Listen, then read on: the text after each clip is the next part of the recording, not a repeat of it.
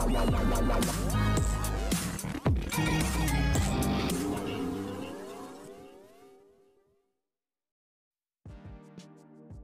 Everyone, you are watching serial Siyapa, जहां पे देते हैं हम आपको एक्सक्लूसिवली आप ही के फेवरेट शो से जुड़ी जानकारी। टीवी सीरियल इश्क की दास्तान नागमणि के आज रात के एपिसोड में दिखाया जाएगा कि कैसे पार्वती शिवाय के घर वालों का ख्याल रख रही होगी और ये सब कुछ खड़ी खड़ी दामिनी देख रही होगी और इरिटेट फील कर रही होगी। यहाँ दिखाया जाएगा कि कैसे सभी लोग बहुत ज़्यादा रोएंगे और शिवाय को मिस करेंगे।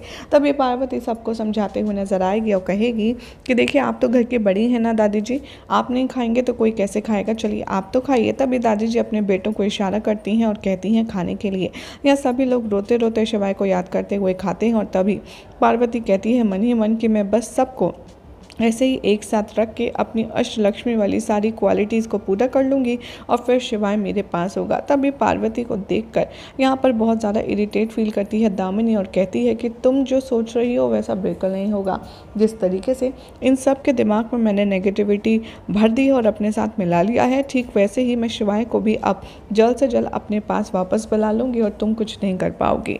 जैसे ही यहाँ पर माँ जी पूरी खा रही होती है, उनकी पूरी हवा में उड़ने लगती है, जिसे देखकर सभी लोग घबरा जाते हैं और डर जाते हैं। तभी माँ जी कहती हैं कि अरे ये सब इसी बुढ़िया का किया धरा है, न जाने इसने खाने में क्या खिलाया है, क्या मिलाया है, जिसकी वजह से पूरी हवा में उड़ने लग गई। बोल तूने क्या किया है। और तभी देखते ही देखते माँ जी और उनकी बहू और उनकी बेटी सभी लोग हवा में उड़ जाते हैं, क्योंकि दामिनी यहाँ पर जादू करती है, जिसे देखते हुए सभी लोग घबराने लगते हैं। और दादी कहती हैं कि न जाने इसने खाने में क्या मिला दिया कि हम सब लोग अब ऊपर हवा में अटक गए हैं। आखिर तू करना क्या चाहती है, आखिर तू है कौन, बोल। यहाँ पर तभी पार्वती सोचेगी कि ये सब हो क्या रहा है, आखिर मैं कैसे रोकूँ, मुझे शिवाय की फैमिली को तो बचाना होगा सही सलामत। वो सबसे कहती है कि आप लोग रुकिए, हम कुछ उपाय ढूंढ करके लाते हैं। और वो भाग दौड़ करके किचन में जाती है और वो सोचती है कि आखिर वो ऐसा क्या करे जिसकी वजह से वो ये सब कुछ बंद कर पाए। यहाँ पर पार्वती की मुश्किल बढ़ाने के लिए जो दामिनी है वो ऐसे ही खड़ी रहती है और ये सब देख कर के चाचा और उसका बेटा खुश होते हैं और कहते हैं कि अच्छी बात है, ये लोग अगर हवा में रहेंगे या फिर कहीं परेशानी में रहेंगे तो हमें अपना काम करने में आसानी होगी। रहने दो पापा, क्या ही फ़र्क पड़ता है। यहाँ पर सभी लोग बहुत ज़्यादा भला बुरा कहते हैं पार्वती को, जो उसका बुढ़िया वाला रूप है उसके लिए। और पार्वती सबको धमकाती है और कहती है कि अगर आपको कोई बचा सकता है वो हम ही हैं, इसलिए आप लोग ज़्यादा परेशान मत होइए और ज़्यादा मच मत कीजिए, जो हम कह रही हैं वही कीजिए।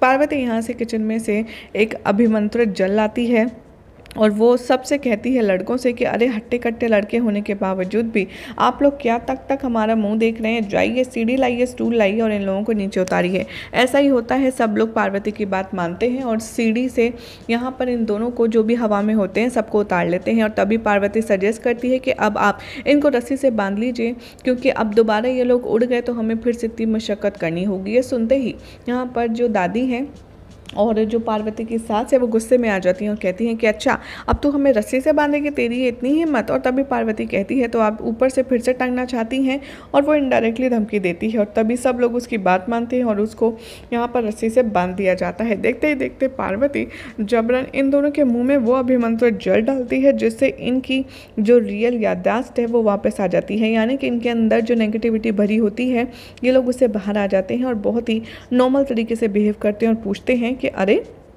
ये हमें बांध क्यों रखा है, आखिर आप लोग हमारे साथ क्या कर रहे हैं, आप लोगों ने हमें ऐसे कैद क्यों कर लिया है। और तभी सब कहते हैं कि अरे ये लोग ठीक हो गए, ये लोग ठीक हो गए। अब ये देख कर के दामिनी के तो दिमाग ही उड़ जाते हैं और वो कहती है कि पार्वती मैं तुम्हें छोड़ूंगी नहीं, आखिर तुम समझती क्या हो अपने आप को। यहाँ दामिनी अंदर ही अंदर इस बात को समझ जाती है कि पार्वती का उसे अच्छे से छुटकारा करना पड़ेगा। तो वहीं पार्वती को भी शक होता है कि कहीं इसको मेरी असली पहचान का पता तो नहीं लग गया।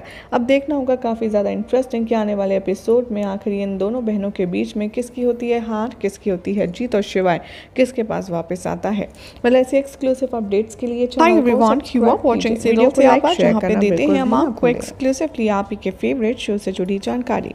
टीवी सीरियल इश्क की दास्तान नागमणि के आज रात के एपिसोड में दिखाया जाएगा कि कैसे पार्वती शिवाय के घर वालों का ख्याल रख रही होगी और ये सब कुछ खड़ी खड़ी दामिनी देख रही होगी और इरिटेट फील कर रही होगी।